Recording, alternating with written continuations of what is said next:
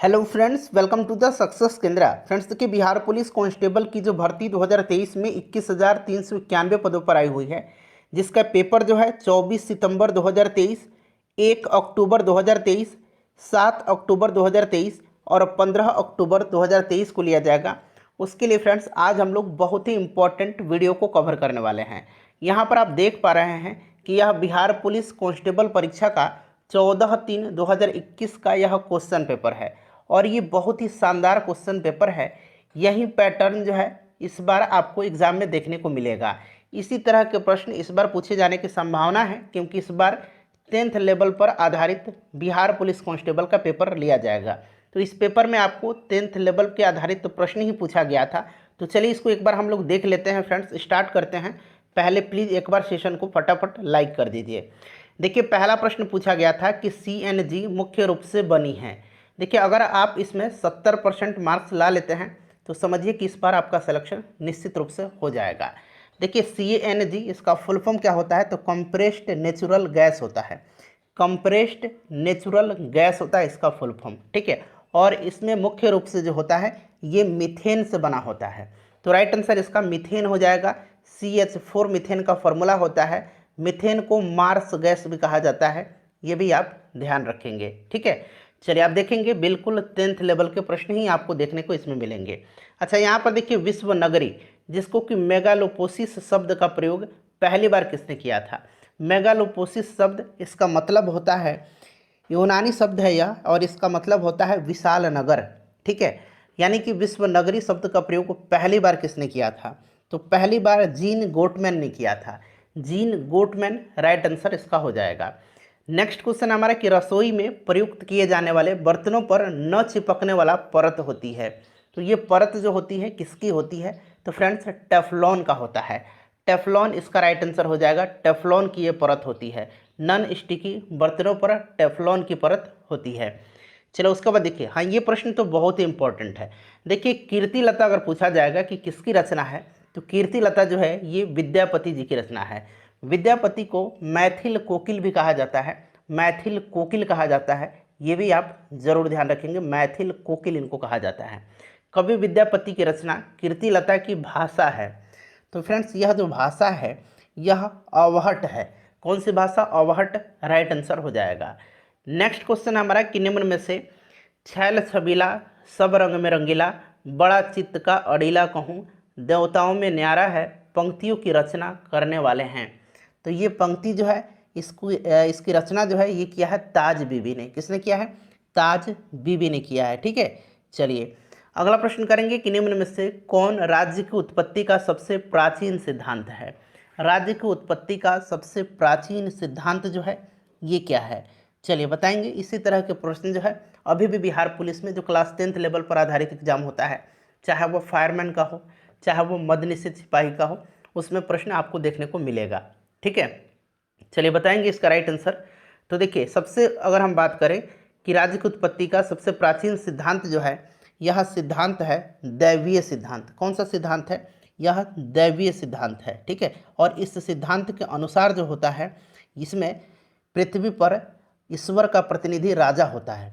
यानी कि सिद्धांत के अनुसार राजा पृथ्वी पर ईश्वर का प्रतिनिधि होता है, ठीक है। और इसे राजा के दैवीय अधिकार के सिद्धांत के रूप में भी जाना जाता है। चलिए नेक्स्ट क्वेश्चन है हमारा कि एक लकड़ी है, लकड़ी जो है ये क्या है। लकड़ी जो है यह जो है एक प्राथमिक ईंधन है। लकड़ी एक प्राथमिक ईंधन है, ठीक है, याद रखेंगे, लकड़ी एक प्राथमिक ईंधन है। चलिए, कोयला, लकड़ी, पेट्रोलियम मुख्य रूप से ऊष्मा उत्पादन करने के लिए प्रयुक्त किए जाते हैं और इनको प्राकृतिक ईंधन कहा जाता है, प्राइमरी फ्यूल कहा जाता है। नेक्स्ट क्वेश्चन है कि निम्न में से किसने कहा है कि इतिहास वर्ग संघर्ष की कहानी है। ये प्रश्न मैंने आपको कई बार कराया हुआ है। इतिहास वर्ग संघर्ष की कहानी है, ये कहा था कार्ल मार्क्स ने। किसने, कार्ल मार्क्स ने। दास कैपिटल और कम्युनिस्ट मैनिफेस्टो इनकी रचना है, याद रखेंगे, दास कैपिटल और कम्युनिस्ट मैनिफेस्टो। चलिए नेक्स्ट क्वेश्चन है, और कल से पूरे 100 क्वेश्चन का फुल प्रैक्टिस सेट आपके लिए उपलब्ध करवाया जा रहा है हमारे चैनल के माध्यम से। तो डेली एक टाइम फिक्स कर लिया जाएगा और उस टाइम पर प्रैक्टिस सेट आपको दे दिया जाएगा। आप लोग प्रैक्टिस सेट को सॉल्व कर लीजिएगा, ठीक है, ताकि आपकी तैयारी और भी बेहतर हो जाए इन बचे हुए 40-45 दिनों में। चलिए, कोई वित्तीय बिल प्रस्तावित हो सकता है, तो कोई भी वित्तीय बिल यह प्रस्तावित हो सकता है पहले लोकसभा में, तो ऑप्शन इसका बी राइट आंसर हो जाएगा। चलिए, कोई भी विधेयक धन विधेयक है या नहीं, इसका निर्णय कौन करता है, तो लोकसभा का स्पीकर करता है। अब यहाँ पर देखिए, निम्न में से कौन सा युग्म सही सुमेलित नहीं है। एक तरफ जो है स्थानीय कृषि दिया गया है और दूसरी तरफ उनसे संबंधित राज्य दिया गया है। चलिए देखते हैं। दीपा जो है ये छत्तीसगढ़ सही है, पामलू मणिपुर ये भी सही है, यानी कि दोनों सही हो गया, झूम असम, ठीक है, पहाड़ी इलाकों में झूम कृषि की जाती है। और व्यवहार जो है, व्यवहार यह बिहार का नहीं है, व्यवहार मध्य प्रदेश का है, तो यही वाला जो है सुमेलित नहीं है। क्लियर है। एक बार और देख लीजिए, इस तरह के प्रश्न पूछे जा सकते हैं एग्जाम में आपके। निम्न में से किसने अतिरिक्त मूल्य का सिद्धांत यानी कि थ्योरी ऑफ सरप्लस वैल्यू प्रतिपादित किया था।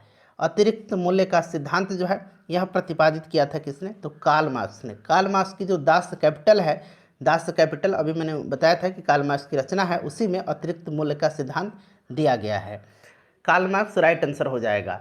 चलिए, उसके बाद देखिएगा कि वर्ष 2019-20 में भारत में सर्वाधिक चावल उत्पादन करने वाला राज्य कौन सा है। तो अगर वर्तमान के संदर्भ में भी पूछा जाएगा तो सबसे ज़्यादा चावल को उत्पादन करने वाला जो राज्य है ये पश्चिम बंगाल है। अच्छा, प्रति हेक्टेयर अगर पूछेगा चावल के उत्पादन में तो सबसे अग्रणी पंजाब है प्रति हेक्टेयर में, और सबसे ज़्यादा पूछेगा तो पश्चिम बंगाल होगा। चलिए, अगला प्रश्न हमारा कि निम्न में से कौन सा मत राज्य की उत्पत्ति के विकासवादी सिद्धांत का समर्थन करता है। देखिए, ध्यान से पढ़िएगा, आप आसानी से इस प्रश्न को सॉल्व कर लेंगे। प्रश्न क्या कर रहा है कि विकासवादी सिद्धांत का समर्थन करता है, इसीलिए मैंने प्रीवियस ईयर क्वेश्चन लेकर के आया हूँ आपके लिए कि एक बार इस पेपर को देख लीजिए। बहुत ही बेहतरीन यह पेपर है और प्रयास करेंगे सभी लोग कि 70% नंबर आप गेन करें इस पेपर में। चलिए, विकासवादी सिद्धांत पूछा गया है। अब देखिए, राज एक कृत्रिम रचना है। प्रश्न को एक बार और पढ़ लीजिए, विकासवादी सिद्धांत का समर्थन करता है। तो यहाँ पर जब आप देखेंगे कि राज्य मानव समाज के निरंतर विकास का परिणाम है, बिल्कुल विकासवादी सिद्धांत क्या कर रहा है कि इसमें निरंतर विकास है और इसी का परिणाम जो है यह राज्य है, ठीक है, तो ऑप्शन डी इसका राइट आंसर हो जाएगा। अगला प्रश्न है कि भारतीय नागरिकों को मौलिक अधिकार का वर्णन है। मौलिक अधिकार जो है यह संविधान के भाग 3 में है, अनुच्छेद 12 से लेकर के अनुच्छेद 35 तक में, यानी कि ऑप्शन नंबर ए इसका राइट आंसर हो जाएगा। कहाँ से लिया गया है इसको, तो यूएसए के संविधान से लिया गया है। चलिए, ये ट्रांसलेशन है, मतलब अंग्रेजी में आपको ट्रांसलेट करना है। शब्द है यानी कि सेंटेंस है कि यदि आप परिवर्तन का विरोध करते हैं तो आप जीवन का विरोध करते हैं। बिल्कुल, अगर आप परिवर्तन का विरोध करेंगे तो आपकी प्रगति नहीं होगी, आपकी जीवन अवरुद्ध हो जाएगी, बाधित हो जाएगी, यानी कि आप अपने जीवन का ही विरोध कर रहे हैं। चीज़ सेम चीज़ है, वहीं कह रहा है कि यदि आप परिवर्तन का विरोध करते हैं तो आप जीवन का विरोध करते हैं। चलिए, इसका आप ट्रांसलेशन करेंगे, ध्यान से पढ़िएगा, आप इजीली कर लेंगे। मुझे पूरी उम्मीद है कि सभी लोग इसका आंसर आसानी से सॉल्व कर लेंगे। देखिए, if you resist change you resist life. देखिए, यानी कि आप परिवर्तन का विरोध करते हैं, रेसिस्ट का मतलब ही विरोध होता है, ठीक है, विरोध करना, तो आप अपने लाइफ का विरोध कर रहे हैं, ठीक है, तो ऑप्शन सी इसका राइट आंसर हो जाएगा। चलिए, प्रोटेस्ट नहीं होगा, प्रोटेस्ट का मतलब क्या होता है, तो ये धरना वरना देना, ये प्रोटेस्ट होता है, ठीक है। फाइट का मतलब तो आपको पता ही है, लड़ाई है। रेजिस्टेंस नहीं होगा, रसिस्ट होगा, ठीक है। चलो, उसके बाद देखिएगा कि Visvesvaraya iron and steel limited किस राज्य में स्थित है। ये प्रश्न क्या मैंने नहीं कराया था, बिल्कुल कई बार मैंने आपको कराया हुआ है। Visvesvaraya iron and steel limited किस राज्य में है, तो फ्रेंड्स यह जो है यह कर्नाटक में है, ठीक है, कहाँ पर है, कर्नाटक में है। चलिए, अगला प्रश्न है कि निम्नलिखित में से भारतीय गायिकाओं में बिजोड़ लता मंगेशकर नामक रचना किसकी है। अच्छा, मैंने हिंदी का आपको बताया था कि हिंदी किस प्रकार से आपको पढ़ना है, जो गद्य वाला सेक्शन है और जो पद वाला सेक्शन है, ठीक है। तो अगर आपने उस वीडियो को देखा होगा, अगर आपने उसके अनुसार पढ़ा होगा तो इस प्रश्न को आप सॉल्व कर लेंगे। देखिए, भारतीय गायिकाओं में बिजोड़ लता मंगेशकर नामक रचना जो है यह किसकी है, तो फ्रेंड्स यह कुमार गंधर्व की है। किसकी है, कुमार गंधर्व की है, ठीक है। चलिए, उसके बाद नेक्स्ट क्वेश्चन करेंगे। अगला प्रश्न हमारा कि किस कहानी में लहना सिंह प्रमुख पात्र थे। लहना सिंह, लहना सिंह जो है ये किस कहानी का प्रमुख पात्र है। ये प्रश्न लहना सिंह वाला कई बार बिहार पुलिस में पूछा जा चुका है, तो आप इसको जरूर ध्यान रख लीजिएगा। देखिए, चंद्रधर शर्मा गुलेरी की एक रचना है, चंद्रधर शर्मा गुलेरी की रचना है एक, उसने कहा था, उसने कहा था, इसी में जो है लहना सिंह प्रमुख पात्र है। ठीक है। अच्छा, फणीश्वर नाथ रेणु की जो कहानी है लाल पान की बेगम, लाल पान की बेगम ये फणीश्वर नाथ रेणु की कहानी है और इसमें जो मुख्य पात्र है ये बिरजू की माँ है। ठीक है, बिरजू की माँ, बिरजू की माँ, तो ये भी जो मुख्य पात्र है इसका याद रखेंगे। ठीक है, बिरजू की माँ है। जयशंकर प्रसाद की कहानी है पुरस्कार, पुरस्कार का जो मुख्य पात्र है ये अरुण और मधुलिका है, अरुण और मधुलिका। ठीक है, तो इसे भी आप जरूर ध्यान रखेंगे। चलिए, पंचायती राज विषय है, सिंपल सा क्वेश्चन, पंचायती राज विषय है तो फ्रेंड्स यह विषय राज्य सूची पर है, राज्य सूची इसका राइट आंसर हो जाएगा। ठीक है। चलिए नेक्स्ट क्वेश्चन कर लेंगे कि एक दीक्षांत भाषण नामक रचना के रचयिता हैं, एक दीक्षांत भाषण नामक रचना के रचयिता हैं, बताएंगे इसका राइट आंसर क्या होगा। तो करेक्ट आंसर इसका फ्रेंड्स हो जाएगा आपका हरिशंकर परसाई, हरिशंकर परसाई। ठीक है। चलिए, जो मैंने बताया था कि हिंदी किस प्रकार से पढ़ना है उसको एक बार देख लीजिएगा, मैं लिंक दे दूंगा डिस्क्रिप्शन में इस वीडियो का। ठीक है।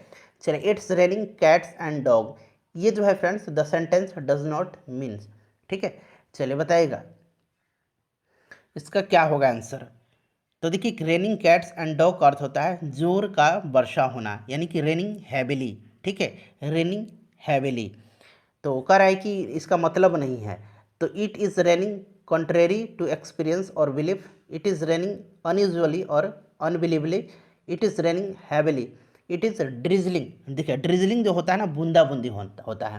मैंने आपको बताया था कि it is raining cats and dog, इसका मतलब होता है जोरदार बारिश। ठीक है, जोर की वर्षा होना, और इसका मतलब जो है समझिए उल्टा बताना है आपको, तो इट इज़ ड्रिजलिंग यानी कि बूंदाबांदी होना। क्लियर। चलिए, उसके बाद नेक्स्ट क्वेश्चन है कि वर्ष 2000 में बिहार से बनाए गए झारखंड राज्य निर्माण के बाद बिहार विधानसभा की सदस्य संख्या कितनी है। तो अभी जो है 243 है, कितनी है वर्तमान में 243 है। अच्छा, अलग होने के बाद भी आपको याद रखना है 243 था। ठीक है। चलिए, ये अलग हुआ था कब झारखंड बिहार से, तो 15 नवंबर सन 2000 को, ये जरा डेट आप ध्यान रखेंगे 15 नवंबर। ठीक है। चलिए, उसके बाद नेक्स्ट क्वेश्चन कर लेंगे। और विधान अगर पूछा जाए विधान परिषद की तो 75 सीट है वर्तमान में, लोकसभा की 40 है और राज्यसभा की 16 सीट है बिहार में। भारत में तांबा का तीसरा सर्वाधिक उत्पादक राज्य, अब ये प्रश्न पूछने का तरीका देख लीजिए, पहला नहीं पूछा है, सीधे तीसरा पूछ लिया है। पहला जो है ये कौन सा राज्य है, तो पहला भी आपको ध्यान रखना है। ठीक है, पहला जो है उत्पादन में ये कौन सा राज्य है, तो पहला मध्य प्रदेश है, दूसरे स्थान पर राजस्थान है और तीसरा स्थान पर झारखंड है। ठीक है। चलिए, नेक्स्ट क्वेश्चन है कि भारतीय संविधान के निम्नलिखित अनुच्छेदों में से कौन सा अनुच्छेद राज्य की सरकारों को ग्राम पंचायतों को संगठित करने का निर्देश देता है। तो यहाँ आर्टिकल कौन सा है, आर्टिकल 40 है, आर्टिकल 40 आप याद रखेंगे, बहुत ही इंपॉर्टेंट है आर्टिकल 40। ठीक है। चलिए, उसके बाद देखिएगा कि बैंक के आईएफएससी कोड में कितने अंक होते हैं। आईएफएससी कोड पूछा गया है, इंडियन फाइनेंशियल सिस्टम कोड, अगर इसका फुल फॉर्म पूछ लिया जाए इसमें भी कोई डाउट नहीं है, इंडियन फाइनेंशियल सिस्टम कोड। ठीक है, इसमें जो आईएफएससी कोड होता है ये कितने अंक का होता है, तो 11 अंक का होता है। ठीक है, 11 अंक का आईएफएससी कोड होता है, आपके खाते पर आईएफएससी कोड लिखा होता है, पासबुक देख लीजिए। ठीक है। चलिए, नेक्स्ट क्वेश्चन कर लेंगे कि न्यायिक पुनरावलोकन का अर्थ यह है कि सर्वोच्च न्यायालय, न्यायिक पुनरावलोकन का अर्थ क्या है बताएंगे। सभी ऑप्शन को मैं आपको दिखा देता हूँ। चलिए, यहाँ पर सारे ऑप्शन को देख लीजिए कि सर्वोच्च न्यायालय को सभी प्रकरणों पर अंतिम अधिकार प्राप्त है, जी नहीं। राष्ट्रपति के विरुद्ध दोषारोपण कर सकता है, ये भी नहीं है। उसके बाद देखिए, उच्च न्यायालय द्वारा निर्णित प्रकरणों की समालोचना कर सकता है, ये भी उचित नहीं है। किसी भी राज्य के कानून को अवैध घोषित कर सकता है, बिल्कुल ये जो है ज़्यादा सूटेबल आंसर है। चलो, उसके बाद देखिएगा कि राज्य पुनर्गठन आयोग की सिफारिश के बाद बिहार विधानसभा के निर्वाचित सदस्य की संख्या कितनी थी। राज्य पुनर्गठन अधिनियम 1956 के तहत बिहार विधानसभा के निर्वाचित सदस्यों की संख्या 330 से बढ़ा करके 330 से घटा करके 318 हो गई। ठीक है, 318 हो गई। और इसमें जो है मनोनीत सदस्य 318 तो हो गया, लेकिन एक और जोड़ दिया गया तो टोटल 319 हो गया। ठीक है, टोटल 319 हो गया, लेकिन यहाँ निर्वाचित पूछा गया तो निर्वाचित 318 होगा। अगर मनोनीत पूछेगा तो 318 और एक मनोनीत 319 होता, जो कि ऑप्शन बी होता। चलिए, उसके बाद देखिएगा कि निम्न में से नाजीवाद का संस्थापक कौन सा है। नाजीवाद का संस्थापक हिटलर है, हिटलर जर्मनी का था। ठीक है, जर्मनी का तानाशाह था। चलिए, उसके बाद देखिए आयुर्वेद के महान विद्वान चरक किसके शासनकाल से संबंधित है? चरक संहिता चरक की है। चरक संहिता आपको याद होगा, ये आयुर्वेद के प्रख्यात विद्वान थे और ये कनिष्क के दरबारी थे। ठीक है, कुषाण वंश के शासक कनिष्क के। एक कल्याणकारी राज्य के निर्देशक आदर्श वर्णित है, तो ये कहाँ पर? राज्य की नीति निर्देशक तत्वों में। ठीक है, राज्य की नीति निर्देशक तत्व भाग 4 में है, अनुच्छेद 36 से लेकर के 51 तक में इसका वर्णन किया गया है। नेक्स्ट क्वेश्चन है कि लोकसभा के स्पीकर का निर्वाचन होता है। लोकसभा के स्पीकर का निर्वाचन जो होता है ये आर्टिकल 93 के तहत लोकसभा के स्पीकर और डिप्टी स्पीकर यानी कि उपाध्यक्ष का पद, इनके संबंधी उपबंध वर्णित है इसमें। और सदस्य जो होते हैं लोकसभा के वो अपने में से ही इन दोनों को, स्पीकर एक को चुनते हैं और एक को डिप्टी स्पीकर चुनते हैं। ठीक है, तो लोकसभा के सभी सदस्यों के द्वारा। ऑप्शन नंबर इसका सी हो जाएगा राइट आंसर। नेक्स्ट क्वेश्चन है कि सभापति तथा उपसभापति का पद रिक्त होने पर, अब यहाँ से आप समझ सकेंगे सभापति होता है कहाँ? राज्यसभा में। ठीक है, और उपसभापति राज्यसभा में ही होता है और लोकसभा में अध्यक्ष और उपाध्यक्ष होते हैं। चलिए, सभापति और उपसभापति का पद रिक्त होने पर कौन राज्यसभा की अध्यक्षता करता है? तो अगर दोनों लोगों का पद रिक्त है तो उस कंडीशन में जो है राष्ट्रपति जिस व्यक्ति को नियुक्त करेगा वही अध्यक्षता और उपाध्यक्षता यानी कि सभापति और उपसभापति होगा। निम्नलिखित में से क्या मौद्रिक एवं साख नीति का इंस्ट्रूमेंट नहीं है? मौद्रिक और साख नीति जो होता है फ्रेंड्स, ये आरबीआई का जो मौद्रिक नीति आपने पढ़ा होगा उसमें क्या होता है कि ये वैधानिक तरलता अनुपात, जिसको कि अंग्रेजी में SLR कहा जाता है, और एक होता है नगद आरक्षित अनुपात कैश रिजर्व रेशियो CRR, और एक रेपो रेट होता है। ठीक है, तो यही होता है इसका मौद्रिक एवं साख नियंत्रण इंस्ट्रूमेंट। तो यहाँ पर देखिए वैधानिक तरलता, रेपो रेट और नगद आरक्षित यानी कि CRR है, ये वाला सार्वजनिक ऋण नहीं है। ठीक है, चलिए उसके बाद नेक्स्ट क्वेश्चन है कि स्थानीय पवन है और उनके प्रवाह क्षेत्र में दिया गया है कि कौन सा इसमें से सुमेलित नहीं है। देखिए बोरा जो है ये कहाँ की पवन है बताएंगे, इसका करेक्ट आंसर क्या होगा? तो देखिए बोरा इटली का है, मिस्ट्रल ऑस्ट्रेलिया का नहीं है। मिस्ट्रल जो है यह स्पेन और फ्रांस में बहती है, स्पेन और फ्रांस में बहती है, तो यही वाला सुमेलित नहीं है। बाकी खमसिन मिस्र, ये खमसिन बहुत ही इंपॉर्टेंट है, खमसिन मिस्र के स्थानीय पवन है, ये याद रखेंगे आप। हरमटन अफ्रीका के पश्चिमी घाट पर बहता है, इसको गिनी तट पर डॉक्टर हवा भी कहा जाता है। ठीक है, ऑप्शन बी सुमेलित नहीं है, बाकी सारे सुमेलित हैं। राजपूत काल में समाज में किस नवीन जाति का उद्भव हुआ, किसका उदय हुआ था? तो ये कायस्थ थे। ठीक है, कायस्थ राइट आंसर हो जाएगा। भारत के राष्ट्रपति को उसके पद से हटाया जा सकता है, भारत के राष्ट्रपति को उसके पद से महाभियोग की प्रक्रिया के द्वारा यानी कि संसद के द्वारा हटाया जा सकता है। ठीक है, संसद के किसी भी सदन में महाभियोग लाया जा सकता है। ठीक है, तो राइट आंसर संसद द्वारा हो जाएगा, आर्टिकल 61 में महाभियोग है। चलिए, स्कर्वी नामक रोग किस विटामिन की कमी से होता है? तो स्कर्वी जो होता है ये एस्कॉर्बिक एसिड की कमी से होता है। एस्कॉर्बिक एसिड विटामिन C को कहा जाता है। ठीक है, अगला प्रश्न है कि निम्न में से किसे हिंदी सोनेट का साधक माना जाता है? हिंदी सोनेट का साधक जो है ये किसको माना जाता है? तो फ्रेंड्स ये त्रिलोचन को माना जाता है। किसको माना जाता है? त्रिलोचन को।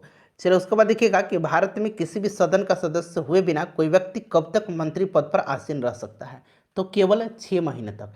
6 महीने के भीतर उसको किसी भी सदन का सदस्य होना चाहिए, चाहे वो लोकसभा का सदस्यता ले ले या राज्यसभा का। ठीक है, उसी तरह से राज्यों में भी होता है, या तो विधान परिषद का सदस्य हो या फिर विधान सभा का।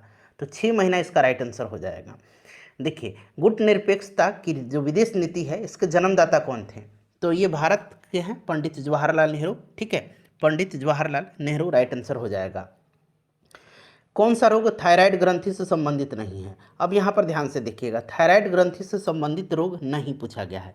तो यहाँ पर आप देखेंगे एडिसन रोग, एडिसन रोग जो होता है यह थायराइड से संबंधित नहीं है। ठीक है, एडिसन नहीं है। बाकी देखिएगा इसमें से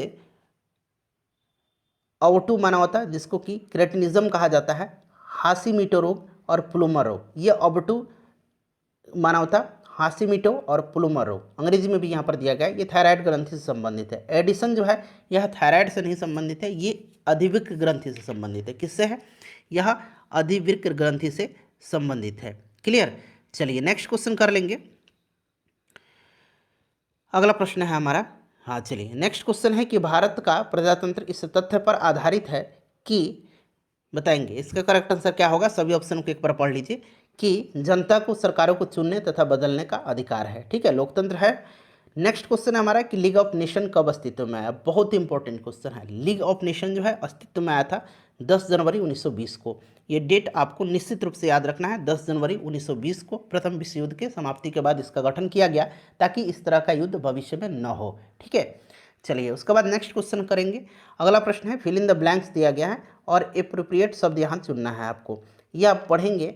ठीक है, कि the woods are lovely dark and deep but I have promises to keep and miles to go before I sleep. ठीक है, this lines like by Pandit Jawaharlal Nehru are the concluding line. इसको भरना है। चलिए बताइएगा इसमें से क्या भरेंगे आप। सभी ऑप्शन को पढ़िए। लिखा गया है कि ये लाइन जो है ये पोएम का नाम लिखना है और ये रिटन बाय किसके द्वारा लिखा गया है। चलिए, the woods are lovely dark and deep but I have promise to keep and miles to go before I sleep. This lines liked by Pandit Jawaharlal Nehru are the concluding line of the poem. Poem का नाम लिखना है और ये written by मतलब लिखा गया है किसके द्वारा। चलिए बताइएगा राइट आंसर इसका क्या होगा। तो देखिए ये जो है लिखा गया है stopping by the woods on a snowy evening by Robert Frost. ठीक है, ऑप्शन डी राइट आंसर हो जाएगा। चलिए, एक गेंदबाज ने लगातार 15 मैच में, देखिए ये जो है इसका दिया गया है यहाँ पर, और इसमें से पूछा गया है कि बहुलक आंकड़े में से क्या है। तो जो सबसे ज़्यादा बार आया हुआ है वही तो बहुलक होगा। तो इसमें सबसे ज़्यादा बार क्या आया है, सबसे ज़्यादा बार इसमें 2 आया हुआ है। देखिए 2 कितना बार आया, एक बार, एक यहाँ 2 बार, 3 बार, एक 4 बार आया हुआ है। तो 4 बहुलक है। 5 देखिए 5 दिख रहा है बहुत बार, तो 5 एक यहाँ है, एक यहाँ है, एक यहाँ है, मात्र 3 बार आया हुआ है। तो बहुलक 2 है इसमें। ठीक है, जो सबसे ज़्यादा होता है वही बहुलक है। उसके बाद देखिए अंत्योदय अन्न योजना जो है इसका उद्देश्य क्या है। अच्छा, ये जो अंत्योदय अन्न योजना है ये लॉन्च किया गया था सन 2000 में। क्लियर, याद रखेंगे। बताएंगे इसका राइट आंसर क्या हो जाएगा। तो अंत्योदय अन्न योजना यह जो है गरीब परिवारों को सस्ता गेहूं और चावल आवंटित करना है, जो राशन मिलता है ना, आपने देखा होगा। चलो उसके बाद देखिएगा कि मेरी जेल डायरी, यह रचना किसकी है। मेरी जेल डायरी यह रचना जो है यह किसकी है। तो देखिए फ्रेंड्स, यह रचना जो है यह जयप्रकाश नारायण जी की है। ठीक है, चलिए निम्न में से कौन सा जीवाणु दूध से दही जमाने में सहायता करता है। तो ये लैक्टोबैसिलस है। कौन सा जीवाणु है, लैक्टोबैसिलस है। उसके बाद देखिए सांख्यिकी के मानक विचलन का प्रयोग सर्वप्रथम किसने किया था। सांख्यिकी के मानक विचलन का प्रयोग सर्वप्रथम किसने किया था। तो ये किया था कार्ल्स पियर्सन ने। ठीक है, कार्ल्स पियर्सन ने, याद रखेंगे। राज्यों की विधान परिषद की न्यूनतम सदस्य, तो देखिए राज्यों की विधान परिषद की जो न्यूनतम सदस्य संख्या निर्धारित किया गया है ये उस राज्य के विधानसभा के कुल सदस्य संख्या का 1/3 से अधिक नहीं होगा। और न्यूनतम पूछा गया तो 40 से कम नहीं होगा और 1/3 से अधिक नहीं होगा। वहीं अगर आपसे विधानसभा पूछ ले तो विधानसभा में 500 से अधिक नहीं होगा और न्यूनतम 60 होगा। ठीक है, 60 से कम नहीं होगा मतलब। चलो उसके बाद देखिए मुख्य निर्वाचन आयुक्त अथवा 2 अन्य चुनाव आयुक्तों के मध्य मतभेद होने पर कौन मामले का निर्णय लेता है। मामले का निर्णय जो है यह कौन लेता है। बताएंगे इसका राइट आंसर क्या हो जाएगा। तो देखिए ये जो मामला है इसका निर्णय लेता है, बताइए, तो स्वयं चुनाव आयोग जो है यह मामला जो है अपने संज्ञान में लेता है। चलिए राइट आंसर इसका क्या हो जाएगा, ऑप्शन नंबर यहाँ पर सी हो जाएगा। ठीक है, चलिए उसके बाद देखिएगा कि यदि पी क्यू से 40% कम है तो क्यू पी से कितना प्रतिशत कम है। एकदम सिंपल सा क्वेश्चन है। कैसे इसको सॉल्व करते हैं, तरीका ये है, आर यानी कि जो परसेंट दिया गया है, फिर आर 100 माइनस आर इंटू 100 होता है। तो यहाँ आर कितना है, 40% कम, कम वाला कंडीशन में 40, 100 माइनस 40 कर लेंगे तो कितना आ जाएगा, 60 आ जाएगा, गुना 100 कर देंगे। ठीक है, तो 2 जीरो से 1 जीरो कट जाएगा और ऊपर बच गया 400 और बटा 6 बच गया। तो इसको सॉल्व कर लीजिएगा। तो ये आपका फिर से काट देंगे तो 2 3 6 हो जाएगा और ये 200 हो जाएगा। तो 200 बटा 3 यानी कि 66.66%। चलिए उसके बाद देखिए अनिल दीपक तथा दिनेश मिल करके किसी कार्य को कितना दिन में करते हैं, 35 दिन में करते हैं। अब कह रहा है अनिल तथा दिनेश मिल करके इस कार्य को 60 दिन में करते हैं। ठीक है, तो पूछा गया है कि दीपक अकेले कितना कर ले जाएगा। इसको सॉल्व करना है, 60 गुना 35 और नीचे कर देंगे आपका 60 माइनस 35। ठीक है, तो इसको सॉल्व कर लीजिएगा, ऊपर गुना करेंगे तो ये 2100 आ जाएगा और इधर 25 आ जाएगा। ठीक है, तो ये 84 दिन इसका आंसर आ जाएगा। 84 दिन राइट आंसर हो जाएगा। चलिए अगर हो गया, ठीक है, कर है यहाँ पर कि इसका त्रिज्या कितना दिया हुआ है, त्रिज्या आधार का 30 दिया गया है, ऊंचाई कितना दिया गया है तो ऊंचाई जो है, हाइट जो है, ये इसका 16 दिया गया है। ठीक है। अच्छा, अब कह रहा है कि इसको 14 रुपया प्रति वर्ग सेंटीमीटर जो है इसको रंगने में, तो शंकु का बाहर रंगने का कुल खर्च। तो इसके लिए हमें क्या, वक्र पृष्ठ क्षेत्रफल निकालना होगा शंकु का, जो कि कितना होता है, पाई आर एल होता है। हमारे पास देखिए आर है, पाई का वैल्यू भी ज्ञात होता है, एल नहीं है, ये एल होता है। तो इसको हम लोग निकाल लेंगे। यहाँ पर देखिए समकोण त्रिभुज बन गया। अब यहाँ से हम एल कैसे निकालेंगे, ये आपका क्या हो गया, विकर्ण हो गया। तो विकर्ण यानी कि एल निकालेंगे तो रूट अंडर हो जाएगा H square plus R square. H कितना दिया गया है, एच 16 दिया गया है, यानी कि 16 का स्क्वायर कर देंगे प्लस कितना, 30 का स्क्वायर कर देंगे। ठीक है, रूट अंडर। अब चलिए इसको सॉल्व करेंगे। आप लोग खुद से सॉल्व कर लीजिएगा, मैं हिंट्स दे देता हूँ। ये 34 आ जाएगा निकल के। ठीक है, तो जब हमें एल 34 आ गया तो पाई का मान यहाँ पर कितना होता है, 22/7 होता है। ठीक है, आर हमें पता है, आर कितना है, 30 है, और ये कितना निकल के आया है, 34 आया है। इसको सॉल्व कर लीजिएगा, इसका जो है क्षेत्रफल आपका निकल के आ जाएगा। क्लियर। अब कह रहा है, अब यहाँ देखिए 14 है, इसको हम लोग 7 को इसी तरह से रहने देंगे ताकि काटने में सुविधा होगा। इसमें 14 से गुना कर देंगे तो 7 गुना 14। अब इन सबको आप क्या करिए, गुना कर दीजिए, तो ये आराम से आपका निकल के आ जाएगा कितना, ये निकल के आ जाएगा आपका 44,880 रुपया। ठीक है, तो इसको सॉल्व कर लीजिएगा फ्रेंड्स। चलिए उसके बाद देखिएगा, इसको सॉल्व करना है, सिंपल सा क्वेश्चन है, मैं आंसर इसका बता देता हूँ। -60/4 इसका आंसर हो जाएगा। उसी प्रकार से देखिए, भारत में नीति आयोग कब स्थापित किया गया, नीति आयोग जो है यह स्थापित किया गया था कब, तो फ्रेंड्स 2015 में 1 जनवरी के दिन। क्लियर, 2015 इसका राइट आंसर हो जाएगा 56 का। चलिए उसके बाद नेक्स्ट क्वेश्चन कर लेंगे कि यहाँ पर देखिए ये दिया गया है डायग्राम, और यहाँ से पूछ रहा है, ज़रा ध्यान से इसको देख लीजिएगा कि P3 का राजस्व दे दिया गया है कितना, तो 38,100। उत्पाद में P3 का व्यय कितना है, तो मान लीजिए इसका जो व्यय है, लागत है, इसको हम लोग x मान लेते हैं। ठीक है, अब कह रहा है P3 का, अगर x है तो ये कितना है, 27% हो रहा है। ठीक है, तो x प्लस 27%, किसका, x का 27%। ठीक है, तो x प्लस ये आपका 27x/100 हो जाएगा, यही हो जाएगा ना। अब इसको हम सॉल्व करेंगे फर्दर, तो ये कितना आ जाएगा, 127x/100 आ गया। क्लियर।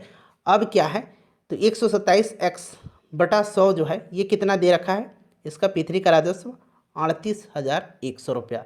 तो यहाँ पर देखिएगा 127x/100 गुना कितना, 38,100 रुपया। 2 0 से 2 0 कैंसिल हो गया। क्लियर है। अब यहाँ सॉरी नहीं, गुना नहीं करेंगे ना, ये बराबर दे रखा है, उल्टा मैंने कर दिया। 127x/100 इक्वल टू कितना है, ये 3800 रुपया है। अब इसको सॉल्व कर लेंगे, x का वैल्यू निकाल लेंगे, यही x की वैल्यू इसकी आंसर हो जाएगा, जो कि 30,000 रुपया आएगा। चलो उसके बाद देखिएगा, select the most appropriate word to fill in the blanks. The जज फाउंड हिम, खाली स्थान दिएगा, ऑफ मर्डर। तो फाउंड हिम क्या होगा, गिल्टी, मर्डर का दोषी पाया गया, तो found him guilty of murder. ठीक है, चलिए उसके बाद देखिए, सेलेक्ट द, इसी प्रकार से है, फ्रेज दिया गया है, one who is out going. इसका मतलब क्या होता है, one who is out going. ठीक है, तो इसका जो होगा राइट आंसर क्या हो जाएगा, तो इसका जो करेक्ट आंसर हो जाएगा फ्रेंड्स, वो आपका हो जाएगा यहाँ पर वेगाबॉन्ड। ठीक है, ऑप्शन नंबर सी इसका राइट आंसर हो जाएगा, यानी कि घुमंतु। ठीक है, चलिए उसके बाद नेक्स्ट क्वेश्चन है कि इडियम ही है, to jump on the bandwagon. इसका क्या मतलब होगा, to jump on the bandwagon का अर्थ है, राइट आंसर इसका क्या हो जाएगा, टू फॉलो पॉपुलर। ठीक है, टू फॉलो पॉपुलर ट्रेंड्स हो जाएगा। चलिए, join growing movement in the support of someone और समथिंग। चलिए नेक्स्ट क्वेश्चन है हमारा कि 1961 में पहली बार दोनों सदनों में गतिरोध दूर करने के लिए संयुक्त अधिवेशन किस विधेयक के लिए बुलाया गया था। तो अब तक जो है 3 बार संयुक्त अधिवेशन बुलाया गया है। संयुक्त अधिवेशन जो है ये आर्टिकल 108 में है, ध्यान रखिएगा। पहली बार दहेज विरोधी अधिनियम को पारित करने के लिए 1961 में बुलाया गया था। दूसरी बार बुलाया गया था 1978 में बैंकिंग सेवा आयोग विधेयक पर विचार करने के लिए, और तीसरी बार 2002 में आतंकवादी विरोधी विधेयक को पास करने के लिए। ठीक है, चलो उसके बाद नेक्स्ट क्वेश्चन है कि केंद्रीय बजट 2020-21 में, अब आपको 2023-24 याद रखना है। देखिए, केंद्रीय बजट 2023-24 में सकल घरेलू उत्पाद के प्रतिशत के रूप में राजकोषीय घाटा का लक्ष्य क्या निर्धारित किया गया है, बताइएगा। तो ये किया गया है 5.9%। अब नया वाला आंकड़ा आप याद रखिएगा। चलिए अगला प्रश्न है कि रिक्त स्थान फिल करना है। बूढ़ा आदमी अपने किससे दुखी है, जवानी से, बचपन से, प्रशंसा से, बुढ़ापे से। तो बूढ़ा आदमी अपने बुढ़ापे से दुखी होगा, बुढ़ापा राइट आंसर हो जाएगा। चलिए यहाँ पर देख दिए गया है कि रेखांकित जो खंड है उसको प्रतिस्थापित करने के लिए उपयुक्त विकल्प का चयन करें। अब रेखांकित है कि गणतंत्र दिवस की परेड में सैनिक कदम तालों कर रहे हैं, तो ये तो सही है नहीं, पढ़ने में ही कठिनाई हो रही है, इसका मतलब ये गलत दिया गया है। तो इसका राइट आंसर क्या होगा, तो देखिए हो गया कि सैनिक कदम ताल कर रहे हैं, ठीक है, ऑप्शन बी राइट आंसर हो जाएगा। नेक्स्ट क्वेश्चन है अंतिम मौर्य शासक, बहुत इंपॉर्टेंट क्वेश्चन है, बृहद्रथ था, ठीक है, पुष्यमित्र शुंग ने इसको अपदस्थ करके शुंग वंश की स्थापना मगध पर किया था। नेक्स्ट क्वेश्चन है कि जनगणना 2011 के अनुसार भारत के निम्न पूर्वोत्तर राज्यों में से किसमें महिला साक्षरता दर तुलनात्मक रूप से न्यूनतम है। इनमें से बताना है कि किसमें महिला साक्षरता दर न्यूनतम है, तो न्यूनतम इसमें असम में है, किसमें है, असम में है, ध्यान रखिएगा। चलिए अगला प्रश्न है कि दिए गए वाक्य का वह भाग ज्ञात करें जिसमें कोई त्रुटि नहीं त्रुटि है। हम जानते हैं कि परिश्रम का फल सदा ही मीठा होता है, बताएंगे इसमें कहाँ पर त्रुटि दिया गया है।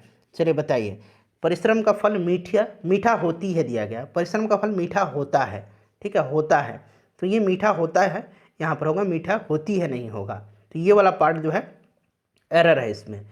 चलिए उसके बाद देखिएगा विकल्प का चयन करना, अंधे के हाथ बटेर लगना, मुहावरा है, इसका मतलब क्या होता है, तो अंधे के हाथ बटेर लगना यानी कि बहुत कम परिश्रम करके ही कोई कीमती वस्तु मिल जाए या बिना परिश्रम के ही मिल जाए। तो देखिए बिना परिश्रम के, बिना प्रयास की कीमती वस्तु मिल जाए, ठीक है।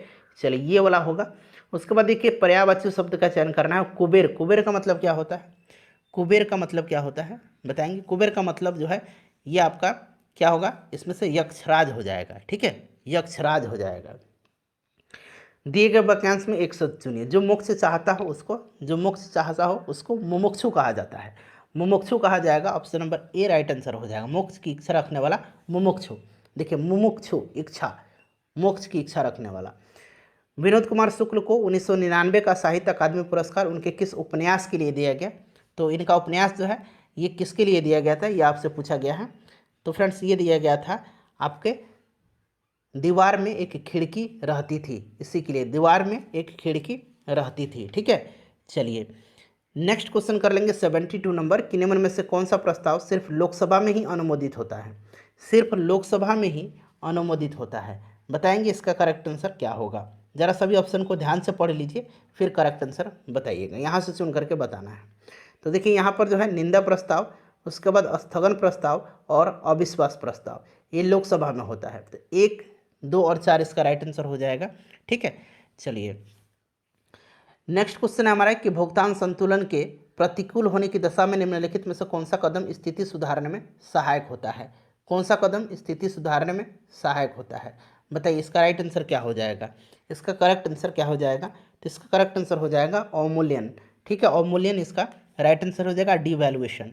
नेक्स्ट क्वेश्चन है हमारा कि दिए गए शब्द का विलोम चुनना है, यश का क्या होगा, तो यश का जो है, यश मतलब प्रसिद्धि होता है और उपयश मतलब, अपयश मतलब बदनामी होता है।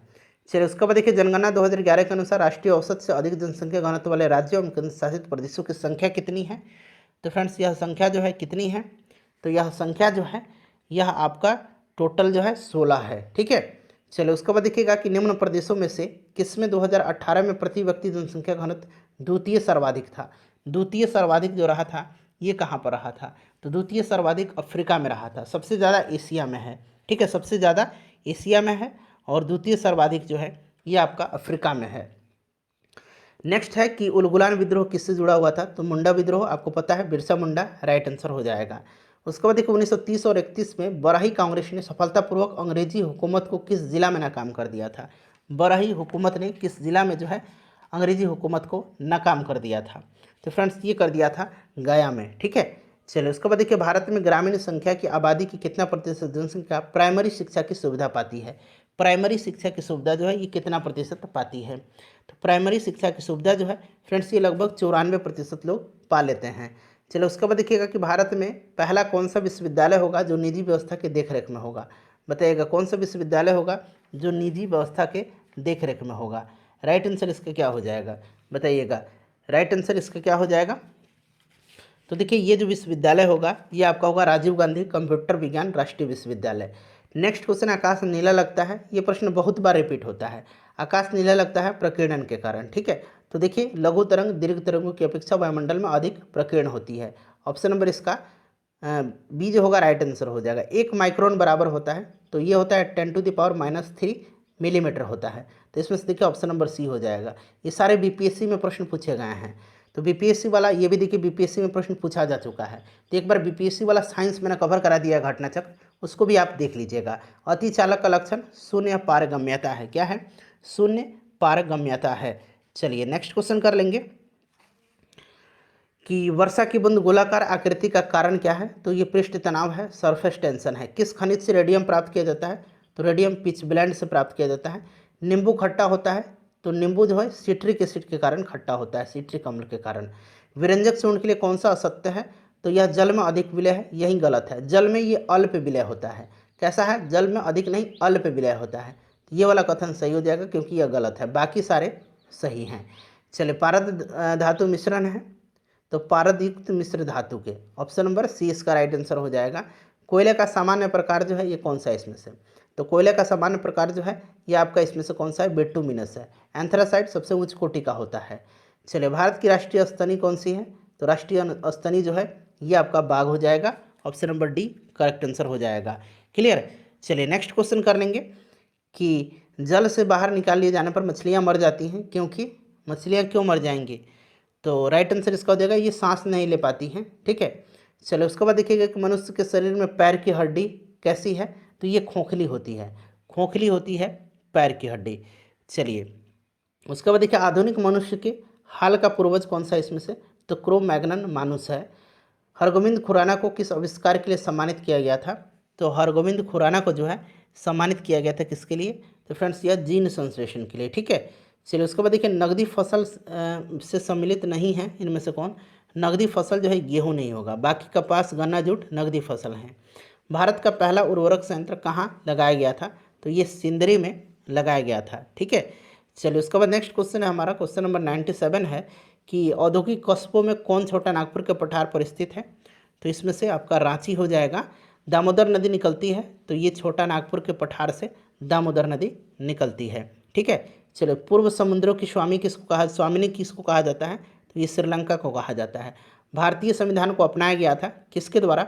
अपना आंसर कमेंट करके इसका बता दीजिएगा और अपना स्कोर बता दीजिए कि क्या आपने 70% ला दिया है। वीडियो को लाइक